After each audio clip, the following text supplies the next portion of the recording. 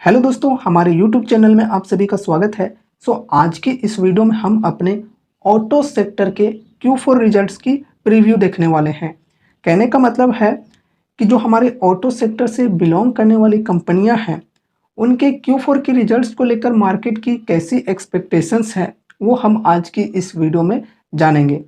ठीक है, जिसके अंदर हम कई सारे ऑटो सेक्टर से बिलोंग करने वाली कंपनियों के ऊपर डिस्कशन करेंगे और उन कंपनियों को आपको अपने रडार पर रखना है ज़रूर से, ताकि रिजल्ट की वजह से जो भी स्टॉक के अंदर उतार चढ़ाव मिले तो उसका हम एज अ अपॉर्चुनिटी इस्तेमाल कर सकें।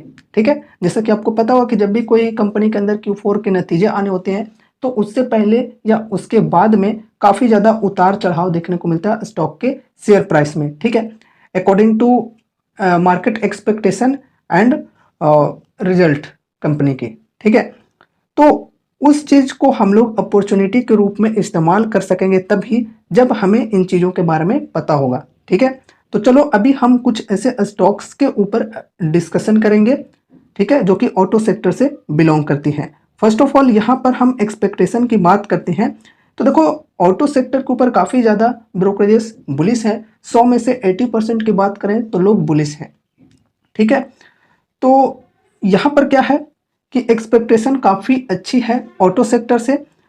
तो अगर एक्सपेक्टेशन के अनुसार यहाँ पर कोई भी ऑटो सेक्टर की जो कंपनीज हैं उनके अंदर तेज़ी देखने को मिलती है, अगर एक्सपेक्टेशन के अकॉर्डिंग चलता है तो फिर यहाँ पर कुछ खास तेज़ी मंदी देखने को नहीं मिलेगी।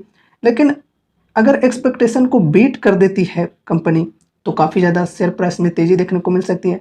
और यही अगर हम उल्टा बोलें कि एक्सपेक्टेशन को अगर मिस कर देती है तो काफ़ी ज़्यादा गिरावट भी देखने को मिल सकती है। लेकिन हम इन दोनों चीज़ों को एज अपॉर्चुनिटी इस्तेमाल कर सकेंगे। कैसे, वो आगे हम लोग ये भी डिस्कस करेंगे। ठीक है, तो देखो यहाँ पर कहना यह है, देखो Q4 रिजल्ट प्रीव्यू के अंदर यहाँ पर led by passenger vehicle, two wheeler और थ्री व्हीलर्स की जो कंपनीज हैं उनके अंदर काफ़ी ज़्यादा तेज़ी देखने को मिल सकती है हमें, क्योंकि यहाँ पर इसको लेकर मार्केट की एक्सपेक्टेशन काफ़ी पॉजिटिव है, काफ़ी बुलिश हैं लोग ये कंपनीज को लेकर। इसके अंदर देखो TVS Motors and Tata Motors काफ़ी ज़्यादा यहाँ पर नज़र में है लोगों के। ठीक है, तो यहाँ पर अभी हम उन कंपनीज के ऊपर भी देखेंगे। ठीक है, यहाँ पर वैसे अगर हम ऑटो सेक्टर की एबिटा को लेकर एक्सपेक्टेशन जो है वो भी हम लोग देख लेते हैं। ठीक है, तो यहाँ पर एनालिस्ट की जो एक्सपेक्टेशन है कि ऑटो सेक्टर की एबिटा 15 से 30% बढ़ सकती है, ये यहाँ पर कहा जा रहा है। ऑटो सेक्टर में देख सकते हो led by passenger vehicle, two wheeler and three wheelers companies. ठीक है, अकॉर्डिंग टू एनालिस्ट। तो एनालिस्ट के अकॉर्डिंग देखा जाए तो ऑटो सेक्टर की जो एबिटा है वो 15 से 30% बढ़ सकती है, ये इनका कहना है। ठीक है, अब चलो कुछ ऑटो सेक्टर से बिलोंग करने वाली कंपनीज के ऊपर थोड़ा सा देख लेते हैं, उनके चार्ट के ऊपर। बाकी फंडामेंटल्स वगैरह आप लोग खुद से भी चेकआउट कर लेना और अगर आपको ठीक लगे तभी कोई डिसीजन लेना।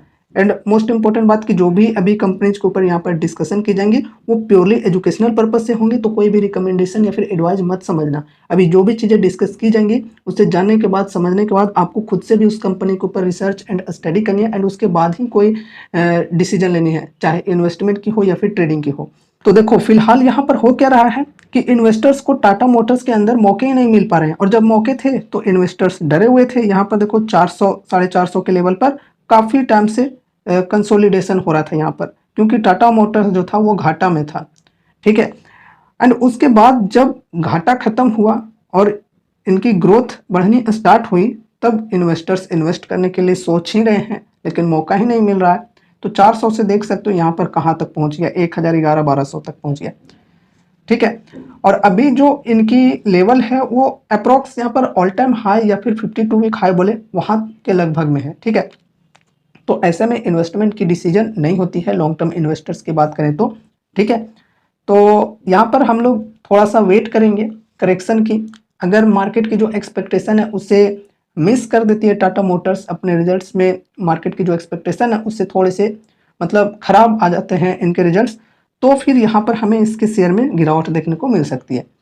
तो अपने अनुसार अगर मैं यहाँ पर बात करूँ, अगर 20% की गिरावट मुझे मिलती है तभी यहाँ पर मैं होल्डिंग बढ़ाऊंगा। वैसे यहाँ पर मैं ऑलरेडी इन्वेस्टेड हूँ लगभग ये वाले लेवल पर इधर। ठीक है, तो मैं होल्डिंग बढ़ाने की फिर भी सोचूंगा, लेकिन थोड़ा सा डिस्काउंट मिलेगा तब। अब अगर हम शॉर्ट टर्म ट्रेडिंग की बात करें तो देखो चार्ट को जूम करके देखो तो कुछ इस प्रकार की मोमेंट यहाँ पर बनी हुई है। ठीक है, मोमेंटम के साथ अगर कोई खेलना चाहता है तो यहाँ पर खेल सकता है। इस प्रकार से यहाँ पर सपोर्ट से रेजिस्टेंस तक लेवल यहाँ पर पकड़ सकता है।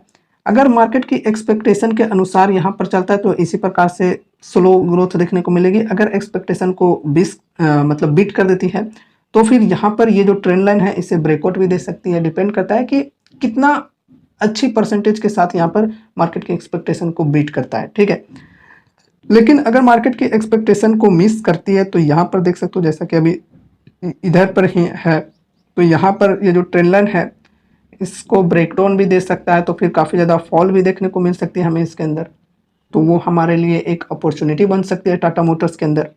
ठीक है, अब यहाँ पर हम नेक्स्ट कंपनी की बात करेंगे जो कि है टीवीएस मोटर। ठीक है, तो टीवीएस के अंदर भी देखा जाए तो यहाँ पर मौके तो इन्वेस्टर्स को नहीं मिल पाए हैं। यहाँ पर काफ़ी टाइम पहले 500 और 1000 के लेवल पर कंसोलिडेशन हुआ था।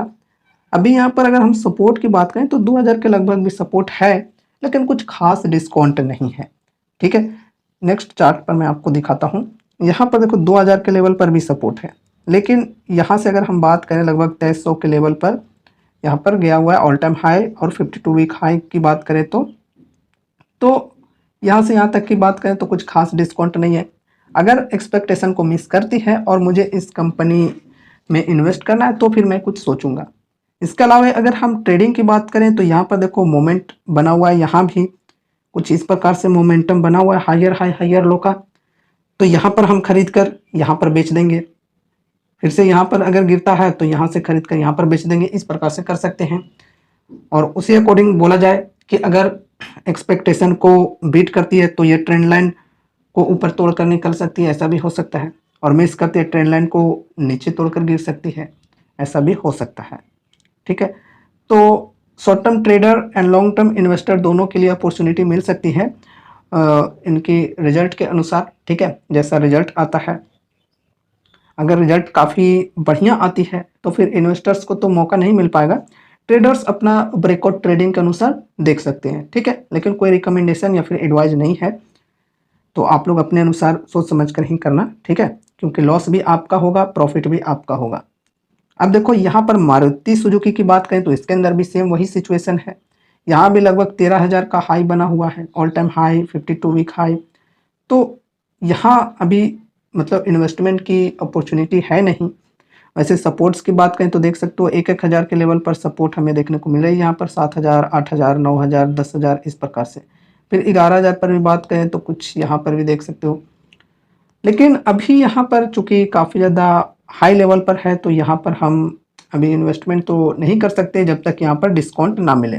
तो वही अगर एक्सपेक्टेशन को मिस करती है तो यहाँ पर हमें थोड़ा सा डिस्काउंट मिल सकती है।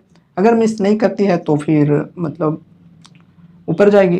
ठीक है, बीट करती है तो, और अगर बीट नहीं करती है तो कंसोलिडेशन देखने को मिल जाएगी। ठीक है, नेक्स्ट यहाँ पर हम महिंद्रा एंड महिंद्रा की बात करें तो ये भी उसी प्रकार से देख सकते हो, एकदम ऑल टाइम हाई पर पहुंचा हुआ है, लगभग 2100 के लेवल पर। ठीक है, और यहाँ से अगर हमें डिस्काउंट मिलती है, अगर गिरावट मिलती है एक्सपेक्टेशन मिस की वजह से, तब यहाँ पर हम इन्वेस्टमेंट की सोचेंगे। ठीक है, लेकिन फ़िलहाल तो यहाँ पर न्यूज़ जो है वो है यहाँ पर मतलब एक्सपेक्टेशन अच्छी पॉजिटिव वाली। अब यहाँ पर अगर हम सपोर्ट की बात करें तो सपोर्ट देखो यहाँ पर 1600 के लेवल पर है, इसके अलावा 1400 के लेवल पर भी सपोर्ट है। लेकिन यहाँ तक मतलब गिरना बहुत ही कम ही चांस है कि यहाँ तक गिर कर आएगा। ठीक है, क्योंकि महिंद्रा एंड महिंद्रा की बात करें तो ये भी ईवी के ऊपर काफ़ी ज़्यादा फोकस कर रही है। ये सारे जो कंपनीज हैं ये ईवी को के ऊपर काफ़ी ज़्यादा फोकस कर रही है, और ईवी की वजह से इनके जो शेयर प्राइस है वो काफ़ी लगातार दिनों दिन बढ़ते जा रहे हैं। ठीक है, काम अच्छा कर रहा है, और इसी वजह से एक्सपेक्टेशन है बाज़ार की काफ़ी पॉजिटिव।